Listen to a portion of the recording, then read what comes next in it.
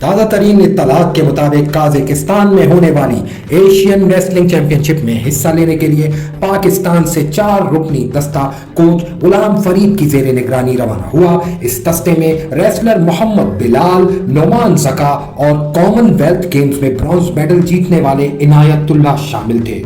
अब इसे जज्बा शौक की फरावानी कहिए या बदनसीबी कि ये दस्ता काज़ाकिस्तान के शहर आस्ताना इंटरनेशनल एयरपोर्ट पर उतरने के बजाय अलमाती इंटरनेशनल एयरपोर्ट जा पहुंचा। पाकिस्तानी शहरियों के लिए ऑन अराइवल वीजा की सहूलत सिर्फ आस्ताना इंटरनेशनल एयरपोर्ट पर दस्तयाब होने के बायस Pakistan Asian wrestling championship team को जहाज में दोबारा बिठाकर काज़ाकिस्तान से दुबई डिपोर्ट कर दिया गया।